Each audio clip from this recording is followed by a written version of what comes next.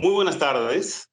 A continuación, vamos a presentar los resultados de un estudio que se ha realizado en los últimos meses. Y este estudio es la formulación parcial de la Estrategia de Desarrollo e Innovación Regional EDIR para la región Apurímac. Los productos de esta consultoría son tres. El primero es el mapeo de oportunidades económicas de la región. Y para ello se trabajaron dos temas en particular. Primero, se hizo un análisis de la estructura del territorio, con lo cual se determina el potencial productivo efectivo de la región, y luego se hizo una caracterización de las cadenas de valor existentes. Es decir, se revisó todas las cadenas de valor que tienen algo de literatura o algo de información relevante en la región. Para hacer el análisis sobre la estructura de territorio, lo que hicimos fue combinar dos conceptos. Por un lado, se realizó el análisis de la estructura del territorio propiamente dicho, y esto consiste en analizar el tamaño y la importancia de los distintos nodos, es decir, centros urbanos de la región, en base a la cantidad de población que tienen, a la densidad poblacional, a los servicios que prestan, etc. Y combinar eso con un análisis de los corredores económicos por donde se mueven los bienes y servicios dentro de la región y en las regiones colindantes. Juntando ese análisis de nodos y corredores, tenemos la estructura territorial general. Por otro lado, se realizó un análisis de la estructura productiva de la región, es decir, el potencial productivo agropecuario, turístico y acuícola. Y para eso, por ejemplo, en el caso de las áreas agropecuarias, revisamos el tipo de tierra que tienen, la capacidad productiva que tiene el suelo, etcétera, etcétera, etcétera. Y juntando estos dos conceptos, la estructura territorial y la estructura productiva, producimos un indicador único, que es el potencial productivo efectivo, o PPE, que resume en un solo número toda una serie de indicadores que nos permiten comparar sobre todo las ventajas comparativas y competitivas que tiene una región con otras regiones y las distintas zonas de la región al interior de la misma. Este es un ejemplo, para el caso que nos ocupa, del análisis de nodos y corredores. Como ven, en la región Apurímac hay varios nodos, acá los tenemos señalados, ¿no? Cada nodo, cada centro urbano está clasificado de acuerdo a las características que tienen los servicios que ofrece, etc. Y por otro lado, se ha hecho un análisis de todas las vías que existen en la región y se ha calculado un índice de tráfico que nos permite estimar cuántos bienes y servicios se mueven por cada una de estas rutas. En conjunto, los nodos y los corredores nos permiten tener la estructura general del territorio, por donde se mueven toda la actividad productiva.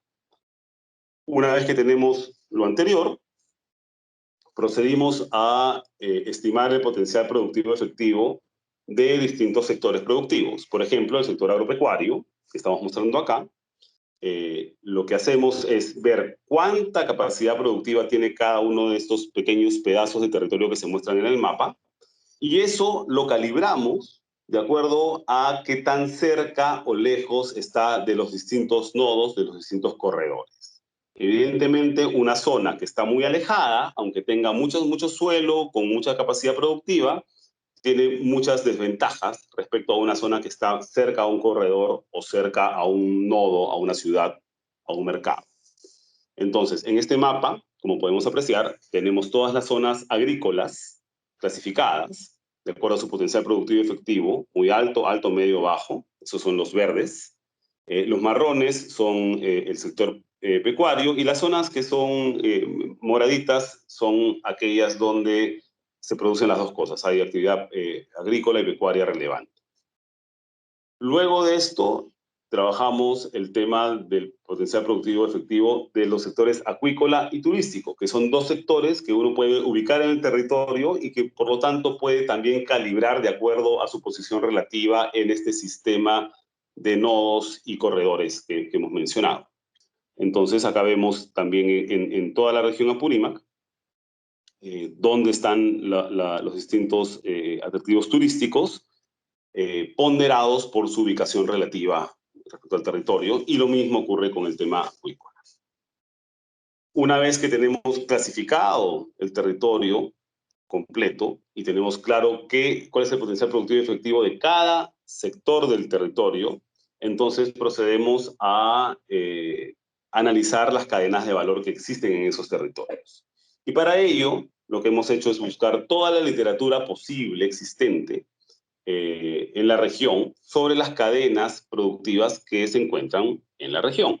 En este caso, en la región Apurímac, tenemos 9 cadenas que tienen estudios previos, que tienen análisis previos que nos permiten recoger información, complementarla con entrevistas a expertos que se realizaron a fines del año pasado, y con ello poder caracterizar cada una de estas cadenas, ¿no? Y como vemos, tenemos varios aspectos estudiados, ¿no? Temas de producción y productividad, de mercado, de actores, etcétera, etcétera, como lo ven en la diapositiva. Todo esto, el análisis del territorio y el análisis de las cadenas de valor, constituye el primer producto, que nos muestra cuáles son las oportunidades productivas en general que tiene la región. Ok, pasando al segundo producto de la consultoría. Este producto consiste en un análisis que permite hacer una priorización de las cadenas de valor que hemos visto en la sección anterior. Para hacer esta priorización, que es un tema delicado y complejo, hemos desarrollado una metodología ad hoc para la región, basada en toda la literatura que existe alrededor del mundo para estos temas productivos. Para ello, hemos desarrollado una serie de indicadores estadísticos y descriptores cualitativos para cada una de las cadenas, pero estos indicadores y descriptores son comparables, de manera que uno pueda comparar distintas cadenas, y hemos llegado a algunos resultados que les vamos a mostrar en unos momentos. Como mencioné, la metodología se basa en una serie de publicaciones, análisis, informes que se han hecho alrededor del mundo, porque en todos los países tenemos el mismo problema que enfrentamos acá en Perú. Es decir, tenemos una serie de oportunidades, una serie de cadenas de valor, y es difícil, pero absolutamente necesario, poder priorizar, ¿no? Entonces, partiendo de toda esta literatura que acá ilustramos rápidamente, y que tiene mayor detalle en el informe, hemos construido una metodología que recoge todos los temas comunes que toman estos otros ejercicios y los ajusta para hacerlos aplicables a esta región en particular. Entonces, la metodología se basa en 3 componentes generales, ¿sí? Primero tenemos el componente de fundamentos. Todas las cadenas de valor tienen una serie de características fundamentales sin las cuales no tiene sentido proceder con su promoción o con su desarrollo, ¿no? En este caso en particular hemos distinguido 2 criterios que corresponden a este primer componente de fundamentos, que son el potencial productivo y la rentabilidad del productor. Es decir, para que una cadena sea prioritaria, necesitamos que tenga potencial productivo, que se pueda producir y que se pueda escalar la producción dentro de la región. Y en segundo lugar, necesitamos que esa cadena sea rentable para el productor. Que las cadenas pueden ser muy rentables para un intermediario o para el transformador final, etcétera, pero nos interesa, en este caso en particular, que las cadenas sean rentables para los productores, porque el objetivo justamente es promover el desarrollo local, ¿cierto? Entonces, los fundamentos, el componente de fundamentos se compone de estos 2 criterios: que haya potencial productivo importante y que haya rentabilidad. El segundo componente son los eslabonamientos de la cadena, es decir, la cadena misma, ¿ya?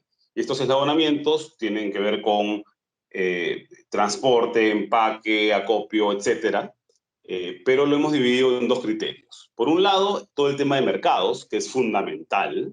Ustedes saben que la cadena de valor se define en base al mercado, a que exista un mercado que agrega valor, ¿cierto? Entonces, los temas de mercado los hemos separado, Y todos los otros eslabones de la cadena los hemos puesto juntos en este criterio que hemos llamado cadena.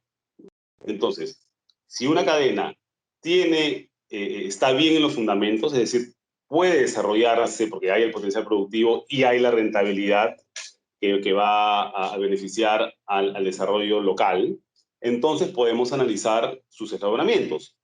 Hay mercado, ¿no? Hay posibilidades de transformación, hay posibilidades de procesamiento, de transporte, etcétera, etcétera, etcétera. Y eso es lo que hacemos con el tema de los eslabonamientos. Aquí además vemos la mayor parte de los temas de innovación, porque es a lo largo de los eslabones de la cadena que uno innova para poder generar mayor valor y mayor rentabilidad. Entonces, este segundo componente también es fundamental. Y finalmente, tenemos un tercer componente que hemos denominado el componente de impactos, que tiene que ver con lo que genera finalmente el desarrollo de esta cadena, ¿no? Es lo que produce al final, ¿no? Y aquí nos hemos centrado sobre todo en dos criterios. En el tema de empleo, cuánto empleo genera, ¿no? Porque hay cadenas que generan mucho empleo y otras que no generan tanto empleo. Y también en el impacto en el medio ambiente, que siempre es fundamental para hacer que una cadena sea sostenible en el tiempo y por lo tanto pueda realmente llegar a ser un motor de desarrollo constante y permanente.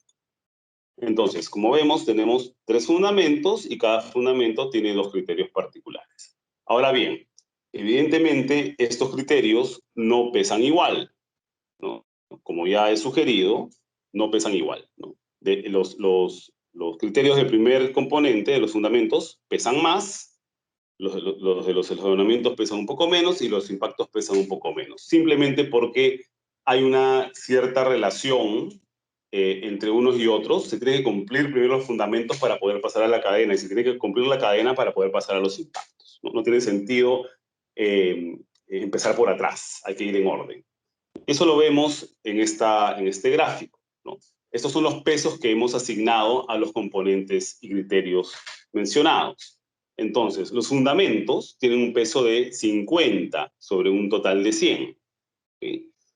Uno podría decir que es mucho, pero en realidad, si no hay potencial productivo y no hay rentabilidad, todo lo demás no tiene ningún sentido.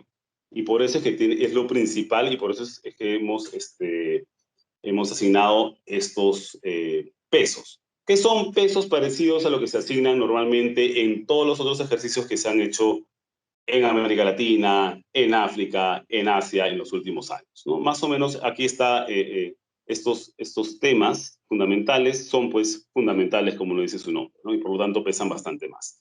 Luego tenemos un peso de 15% para cada uno de los criterios que tienen que ver con los eslabonamientos y finalmente pesos de 10% para los dos criterios que tienen que ver con el tema de impactos.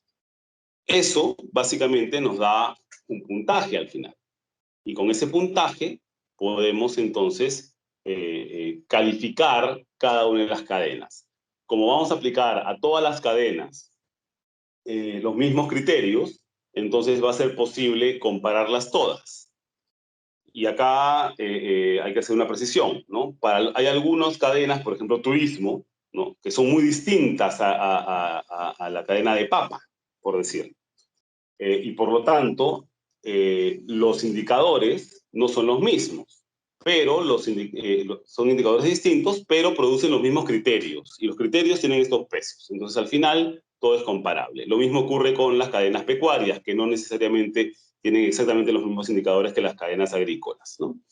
Entonces, yo solamente les voy a mostrar aquí, a continuación, los indicadores de las cadenas agropecuarias, porque son, digamos, las más utilizadas en la región, pero es importante que sepan, y eso está en los informes, que hay algunos indicadores distintos para otro tipo de cadenas. ¿Sí? Entonces, veamos, vamos por partes. Aquí tenemos los indicadores del componente de fundamentos, que como habíamos mencionado, tiene 2 criterios, el potencial productivo y la rentabilidad, ¿cierto? Entonces, por ejemplo, empecemos con el potencial productivo. El potencial productivo lo hemos dividido en 2 subcriterios, activos fundamentales y productividad actual. Y los activos fundamentales los hemos dividido en 4 indicadores, que los pueden ver aquí, y en su criterio de productividad actual lo hemos dividido en 2 indicadores. Cada indicador tiene un puntaje específico que al final suma el 30% que habíamos visto en la diapositiva anterior. ¿Sí? Entonces, cada uno de estos indicadores, en última instancia, va a tener un valor numérico, y estos valores numéricos se van a transformar a través de unas tablitas de transformación que también están en el informe final, se van a transformar en un puntaje. Y estos puntajes al final se van a poder agregar y se va a poder sacar un puntaje, una calificación final, ¿no? Una cosa más que es importante señalar es que hay 3 tipos de indicadores. ¿Okay? Hay indicadores propiamente dichos, los de tipo 1, aquí están los tipos, ¿cierto? Los de tipo 1 que son indicadores estadísticos, es decir, este es data que sale de la encuesta nacional agropecuaria, o salen del censo de población y vivienda, o salen, en muchos casos, del censo nacional agropecuario. Y hay algunas otras fuentes, ¿no? Entonces, esa es información estadística, es información dura. La mayoría la hemos sacado directamente de estas fuentes, y algunas otras las hemos tenido que construir. Y las hemos tenido que construir utilizando, digamos, comparaciones entre regiones, etcétera, pero todo es información estadística dura. ¿Ya? En el caso de los indicadores, del componente de fundamentos, todos los indicadores son estadísticos. Ahora, en el caso de los eslabonamientos, el segundo componente, como vemos, ya en realidad acá no tenemos indicadores estadísticos, simplemente porque no hay esa información estadística clara. Información sobre el tipo de mercado actual, sobre el tipo de empresas, o sobre los niveles de procesamiento de un producto, etcétera, no existen en la forma de censo, de encuesta. Estos indicadores los hemos tenido que construir de 2 maneras. Uno, los de tipo 2, en base a literatura, ¿no? En base a lo que dicen los libros, lo que dicen los expertos en general, de cómo es que se comporta esta cadena o aquella cadena. Y los indicadores de tipo 3 los hemos tenido que construir básicamente en base a las opiniones de expertos de la zona, ¿no? Entonces, ¿quién me puede decir cuál es el tipo de empresas que hay en la actualidad para la cadena X, en la región Y o en la zona Y? Eso me lo puede decir un experto, alguien que conoce la zona, y me puede decir, bueno, en esta zona son productores individuales, o son MIPES, o hay empresas medianas, o hay empresas grandes. Eso solamente me lo puede decir un experto. Y es así como hemos construido este indicador para la región. ¿Ok? Entonces, como mencionaba, tenemos indicadores estadísticos, y tenemos otro tipo de indicadores que son más bien descriptores, que hemos construido o en base a literatura o en base a información de informantes calificados de expertos. Pero cada uno de estos indicadores tiene un peso, otra vez, y esos pesos se suman, y al final tenemos el peso general del criterio. ¿Sí?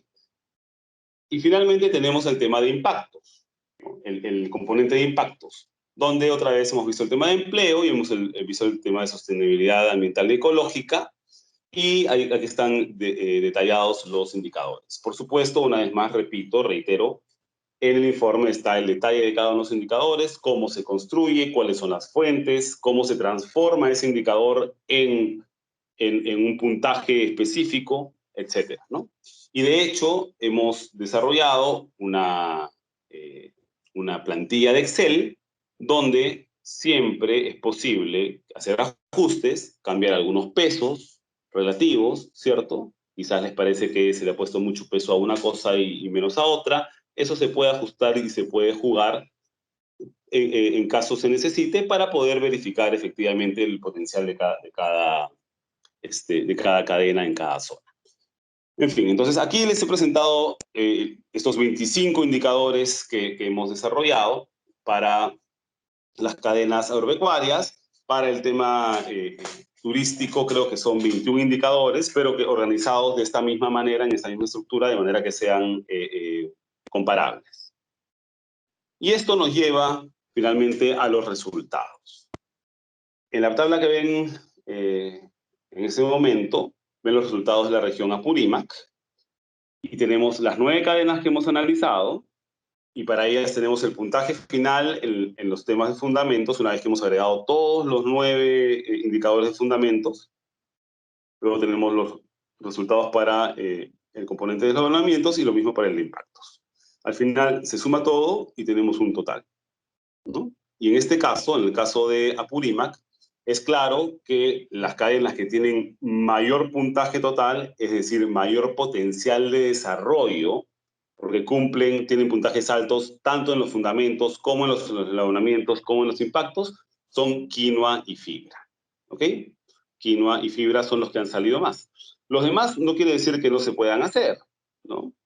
Simplemente los que han tenido mayor puntaje, y por lo tanto, en principio deberían ser prioritarios, son quinoa y fibra. Sin embargo, por ejemplo, uno puede aquí ver detalles y tomar algunas otras decisiones. Por ejemplo, uno puede ver que la cadena de la palta tiene un puntaje relativamente bajo, pero es sobre todo porque tiene malos fundamentos. Es decir, hay problemas en la producción ahorita de palta. Si se puede solucionar eso, la palta tiene, digamos, buenos eslabonamientos. Es decir, la cadena está más o menos desarrollada, porque la palta en el Perú se produce y se exporta, y ya se sabe cómo se exporta y dónde se exporta y qué tipo de palta se exporta, etc. Entonces, hay buenos eslabonamientos que podrían aprovecharse si se solucionan los problemas en los fundamentos. Y así como este ejemplo que he mencionado, en general, todo este análisis, que acá está resumido, pero que esto viene de una matriz más grande, donde están cada uno de los indicadores, este análisis nos permite no solamente priorizar las cadenas, sino ver dónde es que están fallando y dónde es que tienen ventajas. Y eso nos permite, por lo tanto, tener una idea inicial al menos de dónde es que hay que poner las balas, dónde hay que poner los recursos para poder mejorar una cadena o la otra. ¿Okay? Como ven, hay bastante variabilidad.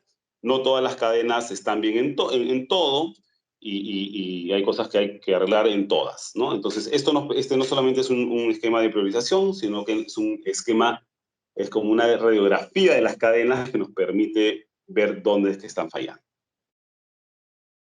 Y finalmente pasamos al tercer producto de la consultoría, que es la propuesta de modelos de gobernanza. Los modelos de gobernanza son aquellos que van a permitir desarrollar las instituciones a través de las cuales se va a promover el desarrollo de estas cadenas productivas, ¿no? Entonces, cuando hablamos de estos modelos de gobernanza, nos estamos refiriendo específicamente a plataformas de promoción de cadenas de valor, que ahorita vamos a describir. Y además, en este producto lo que hacemos es presentar algunas claves para un diseño institucional funcional y sostenible. Estas claves son ideas generales que van a tener que cristalizarse al momento ya de aterrizar en cadenas específicas, que eso es algo que tiene que hacer la región. Entonces, empecemos por lo primero. ¿Qué es una plataforma de promoción de cadenas de valor? Bueno, como sabemos, las cadenas de valor, por su naturaleza misma, son multisectoriales, es decir, involucran a varios sectores, no solo a uno, involucran a muchos actores, públicos y privados, etc. Y además son multiterritoriales, es decir, están en muchos territorios. Una cadena no se desarrolla en un solo valle, ¿cierto? Entonces, esta complejidad enorme de territorios, de actores, de sectores, necesita, por lo tanto, una institucionalidad que no sea demasiado específica y puntual, porque necesita acomodar a toda esta complejidad, ¿no? Y por eso es que hablamos de plataformas. Plataformas donde todas estos actores y estas tareas y estas complejidades puedan ponerse de acuerdo, puedan alinearse y andar en una sola dirección, ¿no? Entonces, en la literatura internacional existe una enorme discusión desde hace décadas sobre cómo ordenar estas plataformas, cómo armamos una plataforma para desarrollar cadenas de valor específicas en un territorio, ¿no? Y las discusiones van desde el rol del Estado, qué tiene que hacer el Estado, cuánta planificación y cuánto dinero y cuántos recursos debe invertir el Estado para el desarrollo de una cadena y para la institucionalidad que la soporta, Por supuesto, también está la discusión sobre cuál es el rol de los privados, ¿no? El sector privado, qué tanto tiene que liderar o qué tanto tiene que seguir el sector privado para facilitar esta institucionalidad general que desarrolle una cadena de valor. Y finalmente, en términos más generales, es muy importante que cualquier intento de desarrollo de instituciones para el mejoramiento, la promoción de una cadena de valor, esté insertado dentro de una visión más grande de desarrollo rural. Porque el desarrollo de una cadena de valor es el desarrollo del territorio, es el desarrollo rural, que impacta en todos los aspectos de las vidas de las personas que viven ahí. Entonces, otra vez, no vamos a ir en el detalle de todo lo que se ha escrito y se sigue discutiendo sobre estos temas de las plataformas de promoción de cadenas de valor, pero es a partir de todo este análisis y toda esta literatura que nosotros hemos sacado algunos principios básicos que queremos comunicarles a continuación. Entonces, a lo que vamos es a que hay 3 claves mínimas para que una plataforma de promoción de cadenas de valor sea efectiva, logre resultados y sea sostenible en el tiempo. ¿Sí? Esto es clarísimo, tanto en la experiencia internacional como en la experiencia propia que tenemos nosotros desde GRADE, trabajando desde hace décadas en estos temas en todo el Perú. Y les pido que presten atención porque estas 3 claves tienen que estar muy claras desde el principio. Y no podemos perder ninguna de vista, porque si se pierde alguna de vista, entonces el proceso de construcción de institución suele fallar. En primer lugar, lo más importante probablemente es tener los objetivos claros. Es decir, ¿qué queremos hacer con esta plataforma para promover esta cadena en particular, ¿no? Y para tener objetivos claros, se necesita definir qué es lo que se quiere hacer, cuáles son las tareas, cuál es la agenda de la plataforma, y eso va a determinar quiénes son los actores y qué roles juegan. Si no tenemos claro qué se quiere hacer, terminamos con instituciones donde está todo el mundo y nadie sabe bien qué le toca hacer, y al final, como ustedes seguramente que conocen, estos intentos de instituciones fracasan. Entonces, los objetivos claros es lo principal y ahorita vamos a desarrollar esa idea. Segundo, necesitamos una estructura sostenible. Cualquier plataforma, cualquier institución necesita una estructura que sea durable en el tiempo, que no dependa de una persona o de un proyecto, sino que sea sostenible a lo largo del tiempo para poder llevar a cabo estos objetivos claros, ¿no? Y tercero, si uno quiere desarrollar una cadena de valor, no puede quedarse en el nivel local. El nivel local es demasiado pequeño. Los mercados están generalmente afuera, sobre todo en el Perú. Y cuando digo afuera, no digo afuera en otro país, es afuera de la localidad. Puede ser afuera de la región, también puede ser en otro país, en otro mercado, pero lo importante es que el desarrollo de una cadena nunca se da si está encerrado dentro del territorio, tiene que ver otros territorios. Y por eso planteamos que es fundamental tener claro que esta plataforma, cualquier plataforma que quiere desarrollar una cadena, por más local que sea, tiene que tener una influencia a nivel nacional. Vayamos a los objetivos claros que acabo de mencionar, ¿no? Para definir los objetivos claros, lo primero es establecer qué tipo de cadena es aquella que queremos desarrollar. Y para clarificar esta idea, nosotros hemos desarrollado una caracterización de cadenas, ¿sí?, muy básica, que se desprende de la literatura internacional, pero que creo que ustedes pueden comprender con claridad y que pueden ajustar de acuerdo a sus realidades, ¿no? En primer lugar, tenemos aquellas cadenas que son emergentes. Las cadenas emergentes son aquellas que todavía no tienen claro, sobre todo, a qué mercado van a llegar, con qué producto específico van a llegar, con qué empaque van a llegar, con qué marca van a llegar, etc. Es decir, se sabe que hay un potencial, pero todavía no se tiene claro quién te va a comprar, ¿no? Con qué y bajo qué condiciones. Entonces, ahí las cadenas emergentes tienen una serie de retos muy particulares. En particular, sobre todo, lo más importante es identificar cuáles son las oportunidades de negocios, ¿no? Sabemos que si no hay oportunidades de negocios, no hay cadena. Entonces, eso es una tarea fundamental. Y por otro lado, una cadena emergente necesita de realizar una serie de innovaciones comerciales, institucionales y tecnológicas en todos los eslabones de la cadena para poder hacer realidad esas oportunidades de negocios, ¿no? Estas son las cadenas emergentes en general, ¿no? Luego tenemos las cadenas consolidadas. Las cadenas consolidadas son aquellas que ya tienen un mercado claro, que ya saben por dónde, cuál es la ruta para llegar a ese mercado, qué tipo de producto hay que hacer, bajo qué condiciones, con qué certificaciones, etcétera, etcétera, etcétera. Y sin embargo tienen otro tipo de problemas, ¿no? Como ya saben cuál es el tipo de tecnología, el tipo que necesitan, el tipo de procedimientos que necesitan para llegar al mercado que saben que existe, lo que falta normalmente es estandarizar la producción y generar volúmenes importantes para poder entrar con mucha mayor fuerza a ese mercado, ¿no? Esos suelen ser los problemas principales de las cadenas que están más consolidadas. Y ojo, cuando digo consolidado, no quiere decir que esté consolidada en la región o en la zona específica. Ahí puede ser que no haya nada, pero el mercado existe, es decir, la cadena existe en el país y existe internacionalmente, ¿no? Existe. Entonces, las cadenas consolidadas son estas, que ya tienen la ruta, pero que les faltan algunas cosas, ¿no? En particular, estandarización y volúmenes suelen ser los problemas más importantes.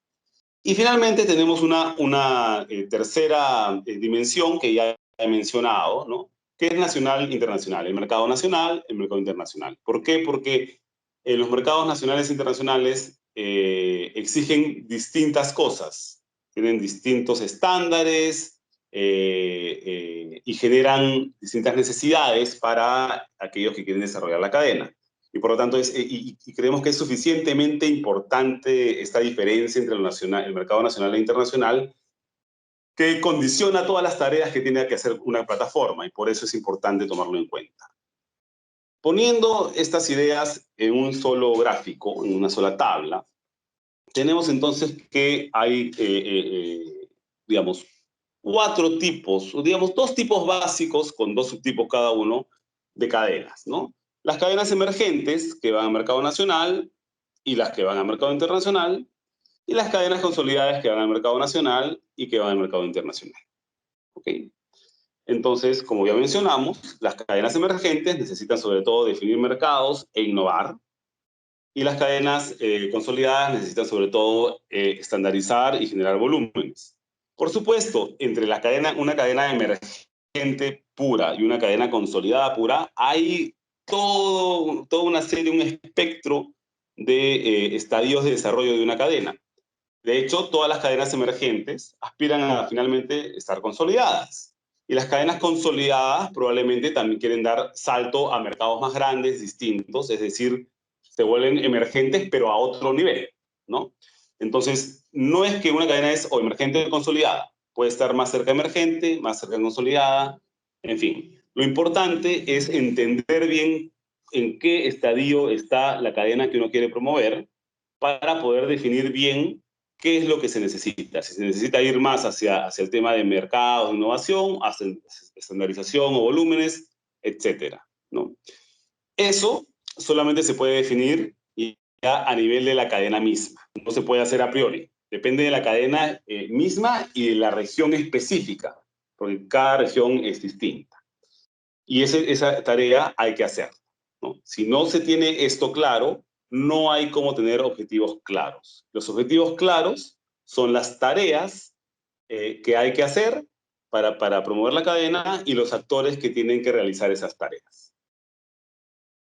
En el caso de Apurímac, hemos hecho un ejercicio de clasificar las cadenas que hemos estudiado en este cuadro, ¿no? Que como he dicho es un cuadro general, no tiene todas las variaciones que podrían haber, pero nos ayudan a entender un poquito la situación y esto es lo que más o menos nos ha salido, ¿no? Por ejemplo, Las cadenas consolidadas podrían ser la palta y la quinoa, que además se orientan sobre todo al mercado internacional, que no quiere decir que esa cadena esté consolidada en la región.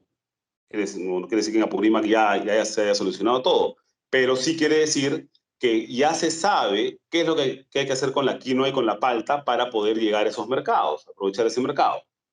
Y lo que habría que hacer en todo caso es solucionar esos problemas específicos de los eslabones, de los eslabonamientos, como volúmenes, como estándares, etcétera, para poder aprovechar esa cadena que ya está consolidada, ¿no? Que es algo que, por ejemplo, no pasa con el cuy o los lácteos, que están sobre todo enfocados en el mercado nacional, pero que no tienen muy bien definido cuál es la forma final del producto que se va a vender y a qué mercado se va a vender, etcétera. Evidentemente ya se hace, ya se produce, ya se vende, pero como cadena, como ideal de a dónde se quiere llegar, no necesariamente está claro.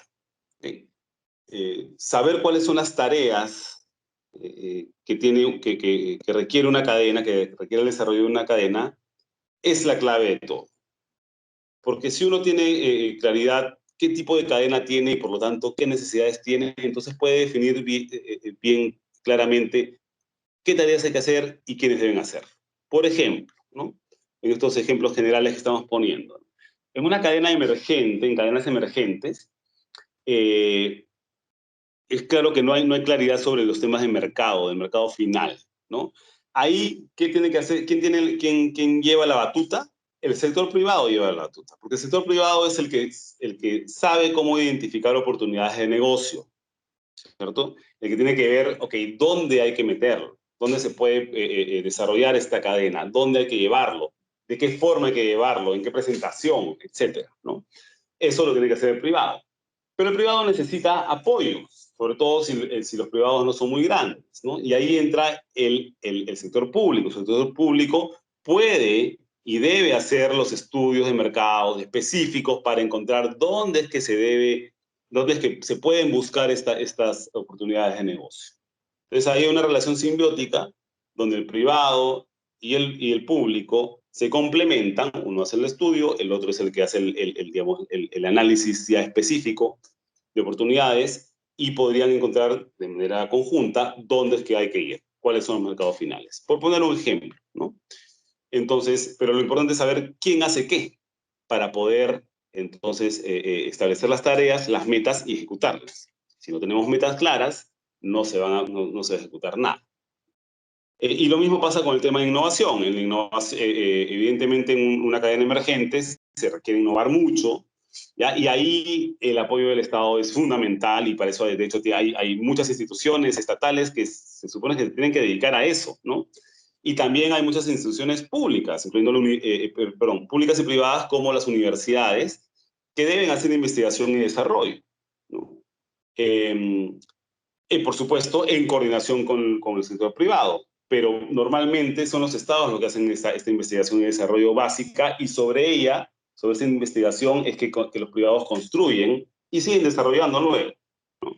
Entonces, acá también, si tenemos claro que el problema es, digamos, innovación productiva o innovación para el procesamiento o innovación para el empaque o para lo que sea, es necesario definir esa tarea, que es algo que hay que hacer, y definir qué hace el privado, qué hace el académico, qué hace el público, etcétera, ¿no? Y si todos tenemos claro qué es lo que hay que hacer y cuáles son las metas claras, entonces podemos avanzar. Si no, no. En el caso de las cadenas consolidadas, el ejemplo es el mismo en realidad, ¿no? Por ejemplo, si una cadena consolidada lo que le falta es estandarización, hay cosas que el sector público es el que tiene que hacer, y por ejemplo, certificaciones, etcétera. Esto viene del sector público, ¿no? Es mucho más fácil para el sector público hacerlo, denominaciones de origen, qué sé yo. Muchas cosas que hacer en ese caso. Y los privados, por supuesto, tienen que realizar una serie de tareas para lograr esta estandarización, ¿no? En el caso de volúmenes es aún más claro, ¿no? Evidentemente los privados son los protagonistas, ¿no? Y son los que tienen que lograr acuerdos y probablemente, por ejemplo, entre empresas grandes o empresas de afuera de la región, ¿no? Y productores locales, pero ¿quién hace de bisagra? El Estado. El Estado hace de bisagra y es el que ayuda a que los productores locales individuales se asocien y luego puedan negociar en igualdad de condiciones con empresas más grandes o lo que sea necesario, ¿no? Pero ahí el Estado tiene un rol intermediario que cumplir que es muy importante. Y otra vez, no es que el Estado no lo pueda hacer, lo puede hacer, pero lo importante es que todos estén claros en que esa es la tarea y que a ti te toca hacer una cosa y a mí me toca hacer otra cosa. Eso es fundamental para poder avanzar. Objetivos claros. ¿Okay? Entonces, eso una vez más, para terminar esta sección, los objetivos claros son la clave. Si no tenemos objetivos claros, para lo cual tenemos que entender bien nuestras cadenas, entonces no vamos a poder avanzar. Y bueno, una vez que tenemos los objetivos claros, y ya estamos terminando, el otro punto clave, el segundo punto clave, es la estructura sostenible. Las plataformas de promoción necesitan tener una estructura sostenible. Y para eso, la cosa no se puede hacer así nomás a la pasada o en base a la buena voluntad o el entusiasmo de alguien. Hay que institucionalizar la plataforma. Lo primero para ello es tener una dirección clara.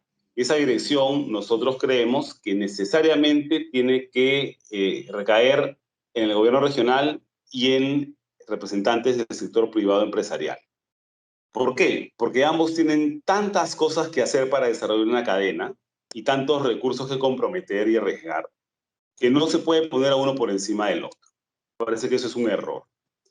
Sabemos que es difícil tener direcciones colegiadas, pero en este caso en particular nos parece que es fundamental, sobre todo al principio.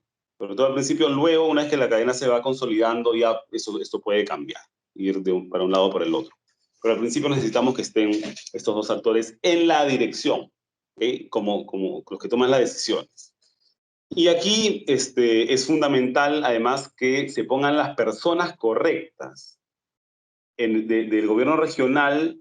No basta poner, por ejemplo, no sé, al presidente regional ahí a dirigir una cadena de valor. No tiene sentido, porque el señor presidente o la señora presidente va a tener muchas tareas que hacer. Lo mismo probablemente puede ocurrir con un gerente de desarrollo económico o con cualquier otro alto funcionario. Es difícil dedicarle el espacio y el tiempo a una tarea tan compleja y que requiere tanto compromiso como desarrollar una cadena productiva, ¿no? Entonces ahí hay que poner la persona correcta que le pueda dedicar el tiempo y que tenga los conocimientos suficientes para poder seguir adelante. Y lo mismo ocurre con el sector privado, ¿no? Se necesita no necesariamente al empresario más grande, ¿no? Sino al empresario que está empujando la cadena y que está metido de pies y cabeza en el desarrollo de la cadena y por lo tanto puede representar los intereses del resto de empresarios, ¿no? Y ponerle las ganas que se necesitan para salir adelante. Entonces, aquí es un tema que es evidente una vez que se escucha, pero que lo cierto es que si ustedes han participado en mesas, mesas técnicas y otros tipos de esquemas de coordinación para desarrollo productivo, se van a dar cuenta que si esto falla, no funciona nada, ¿no? Ustedes lo saben. Y lo otro que es fundamental, y ahí sí no hay cómo escaparse, es que se necesita personal permanente contratado y gastos administrativos mínimos para que este personal pueda funcionar. Lo mínimo es tener un gerente, no una secretaria o un secretario. ¿Okay? Se necesita tener un gerente que se encarga a tiempo completo de llevar adelante las tareas que le encomienda la dirección y que se han definido, digamos, en el paso anterior, ¿cierto? Se necesita eso. ¿Quién lo debe financiar? En última instancia lo debe financiar el sector privado, porque el sector privado es el que se beneficia de esto, el que va a ser el beneficiario final de que haya una plataforma que ayude a desarrollar la cadena. Sin embargo, probablemente al inicio esto va a ser difícil, hay que construir confianza entre los empresarios, etcétera, y quizás sería útil que se pueda compartir los gastos con el sector público, ¿no? Sabemos que es difícil, pero lo cierto es que hay que asegurarse de una u otra manera de que haya personal permanente, y si se puede tener un gerente y un par de asistentes, mejor aún porque van a ser más eficientes. Entonces, lo importante en todo caso es que se encuentre el financiamiento, sea como sea, un financiamiento permanente por un periodo de tiempo razonable para que las cosas puedan marchar. Sabemos que si esos trabajos se basan en la voluntad de las personas, por más buena voluntad que tienen, si no están dedicados a eso a 100%, no van a poder hacer. Y acá estamos hablando de riesgos, de retos mayores. ¿Sí? Entonces, la estructura sostenible es así de sencilla. Una dirección comprometida y clara y un personal contratado de manera permanente con algunos gastos operativos financiados. Así de sencillo. Y así de difícil, porque esto normalmente nunca ocurre. Y finalmente, el tercer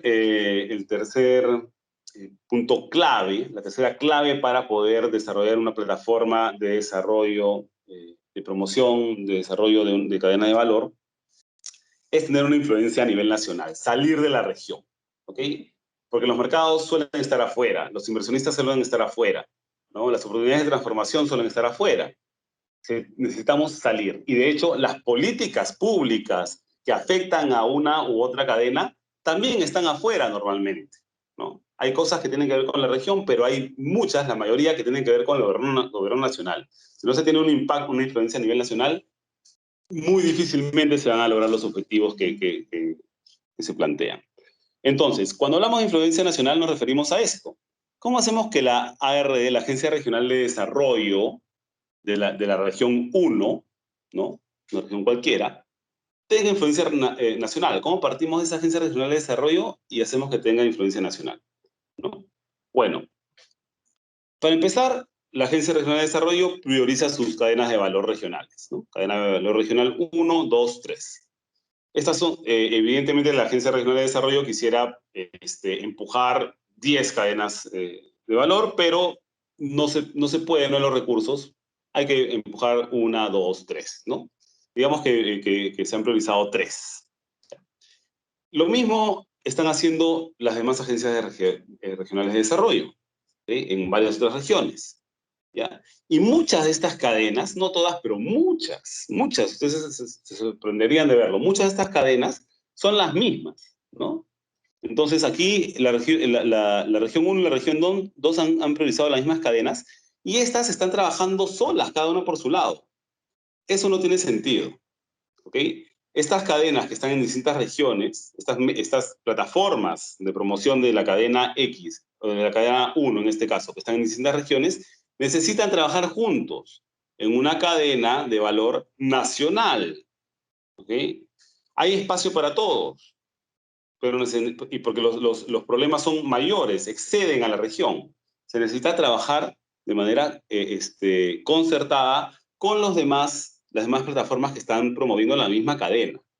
De lo que se trata no es de arrancharse un mercado pequeñito, sino de desarrollar mercados más grandes donde todos puedan colocar más, ¿no? Y esto es clarísimo en la experiencia internacional y nacional. Así es cuando funcionan las cosas, cuando los mercados se desarrollan, no cuando hay competencias entre regiones, ¿no? Y lo mismo pasa con otras cadenas, etcétera, ¿no? Entonces, así como hay en la cadena 1 hay varias regiones que están involucradas, también ocurre con las demás cadenas. Y esas otras cadenas necesitan estar articuladas, ¿ya? A una especie de, no es un equivalente, pero una contraparte de las agencias regionales de desarrollo, pero de nivel nacional, una plataforma nacional de promoción de cadenas de valor, ¿sí? Que esta plataforma, ¿no?, es el interlocutor entre las cadenas de valor nacionales, ¿no?, y el gobierno central, por ejemplo, ¿no?, o los gobiernos extranjeros, o el sector privado extranjero también, ¿no? Aquí hay mucho trabajo que hacer, y como ven, es necesario ir agregando intereses para lograr cambios que sean relevantes, ¿no? Porque sabemos que desde la región particular difícilmente se van a lograr cambios a nivel nacional. Y si se logran cambios a nivel nacional, eso va a hacer que la cadena completa, donde esté en el país, pueda desarrollarse. Y acá una cosa que es muy importante tomar en cuenta es que todo este esquema no puede ir de derecha a izquierda, es decir, no puede hacerse primero la plataforma nacional y después llegar a las regiones. Así no puede funcionar. Tiene que ir como lo he ido presentando. Primero, las regiones son las que definen cuáles son las cadenas que se van a desarrollar, porque son las que conocen. Y luego las regiones se juntan y pueden desarrollar un espacio ya de incidencia a nivel nacional. ¿Ok? Y este espacio de incidencia a nivel nacional, por supuesto, tiene que relacionarse con las agencias regionales de desarrollo, con las regiones, ¿no? Ese es un esquema, por supuesto, está mucho más adelante, pero es un esquema al que hay que llegar. Y aquí, evidentemente, esto no solamente es tarea de la Agencia Regional de Desarrollo o de las plataformas de cadenas, ¿no? Específicas. Se necesita, pues, trabajar entre regiones y se necesita finalmente llegar a estructuras de nivel nacional que puedan efectivamente hacer la promoción correspondiente. Así es como funciona en todos los países que han tenido éxito en desarrollar cadenas de valor que eventualmente se vuelven potencias internacionales, ¿no? No hay otra manera de hacerlo, esta es la forma, toma tiempo. Actualmente estamos en este momento en que la Agencia Regional de Desarrollo está definiendo las cadenas que va a desarrollar, falta mucho más, ¿no? Pero esto es lo que hay que tener como visión, siempre como visión hacia adelante, hacia lo nacional. Si nos quedamos en el espacio local, no vamos a poder lograr el desarrollo que estamos buscando. Muchas gracias. Esos son los tres componentes de esta consultoría. Esperamos que les sean útiles. Una vez más, los informes están completos, los tienen las agencias regionales de desarrollo, incluyendo las matrices en Excel para que ustedes puedan jugar con los números. Lo importante, en todo caso, es que estas herramientas que se han desarrollado en tan corto tiempo sean útiles para desarrollar la producción de nuevas cadenas en todas las regiones del país. Muchas gracias.